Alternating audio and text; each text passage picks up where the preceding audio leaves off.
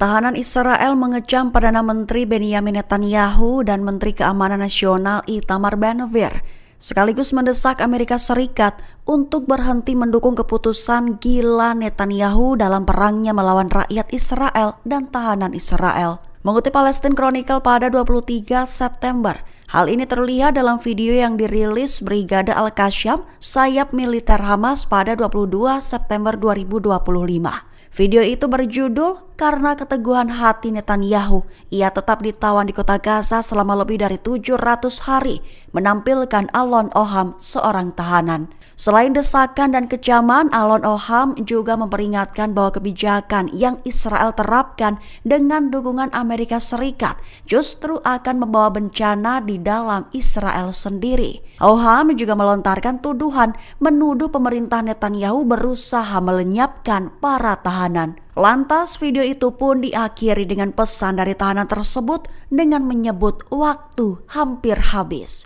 Perwira Israel dari Brigade Lapis Baja ke-7 Batalion ke-77 tewas diserang perlawanan Palestina di kota Gaza. Mengutip Al-Mayadin pada 23 September, hal ini dikonfirmasi langsung oleh pihak militer Israel di Instagram IDF pada 23 September 2025. Menurut penyelidikan awal, perwira itu menderita luka kritis pada Senin 22 September setelah Hamas menembakkan granat berpeluncur roket ke tank batalion di tengah pertempuran.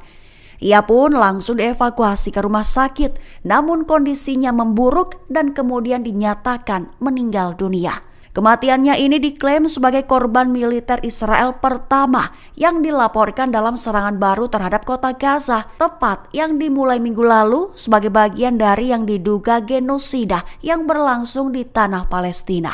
Adapun perwira yang tewas itu dikonfirmasi sebagai komandan kompi bernama Mayor Shahar Netanel Bozalo, 27 tahun. Hamas menulis surat kepada Presiden Amerika Serikat Donald Trump, laporan yang muncul ketika Hamas merilis video yang memperlihatkan sandera Israel. Surat itu berisi meminta gencatan senjata 60 hari dengan imbalan pembebasan separuh sandera. Mengutip The Times of Israel pada 23 September, hal ini dilaporkan oleh sumber utama Fox News terbaru. Lebih tepatnya dilaporkan bahwa Hamas telah menyusun surat kepada Trump yang meminta agar dia menjamin gencatan senjata selama 60 hari di Gaza, terkhusus sebagai imbalan atas pembebasan separuh dari 48 sandera yang tersisa. Namun tidak jelas apakah surat tersebut membahas isu pelucutan senjata Hamas, sebuah tuntutan Israel yang ditolak sebelumnya. Adapun laporan ini muncul tepat setelah Hamas merilis video propaganda yang memperlihatkan sandera Israel. Sekaligus saat keluarga para sandera berunjuk rasa di luar kediaman Perdana Menteri Benjamin Netanyahu di Yerusalem menuntut kesepakatan gencatan senjata dan penyanderaan. Presiden Amerika Serikat Donald Trump mengambil langkah baru menemui pemimpin dan pejabat dari berbagai negara mayoritas Muslim. Tujuannya untuk membahas situasi terkini di jalur Gaza. Mengutip The Times of Israel pada 23 September, hal ini disampaikan lewat pernyataan dari Sekretaris Pers Gedung Putih Karoline Leavitt pada 22 September 2025. Lebih tepatnya dijelaskan bahwa Trump akan mengadakan pertemuan multilateral dengan Arab Saudi, Uni Emirat Arab, Qatar, Mesir, Yordania, Turki, Indonesia, dan Pakistan.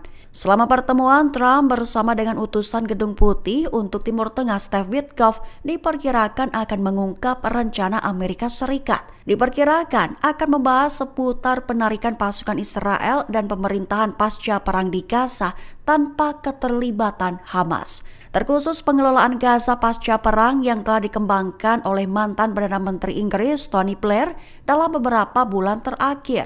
Adapun pertemuan Trump itu disebutkan akan dilaksanakan pada Selasa 23 September waktu setempat. Sebuah kapal yang berlayar di lepas pantai Yaman di Teluk Aden diserang pada Selasa 23 September 2025. Pusat Operasi Perdagangan Maritim Inggris mengklaim mendengar percikan hingga ledakan di sekitar kapal. Mengutip The Times of Israel pada 23 September, hal ini diungkap oleh militer Inggris dalam sebuah pernyataan. Lebih tepatnya, pejabat yang tanpa disebutkan namanya mengungkap ada serangan yang menargetkan sebuah kapal di pesisir Yaman. Meskipun tidak ada yang terluka, namun belum jelas siapa yang melancarkan serangan tersebut. Sementara itu, setelah diserang, kapten kapal mengaku mendengar percikan dan ledakan di sekitar kapal, mengklaim bahwa kapal dan awaknya dilaporkan selamat dan melanjutkan perjalanan ke pelabuhan persinggahan berikutnya. Adapun serangan itu terjadi di sekitar 225 km atau sekira 140 mil di lepas pantai Aden yang dikuasai oleh pasukan yang setia kepada pemerintah Yaman, Houthi.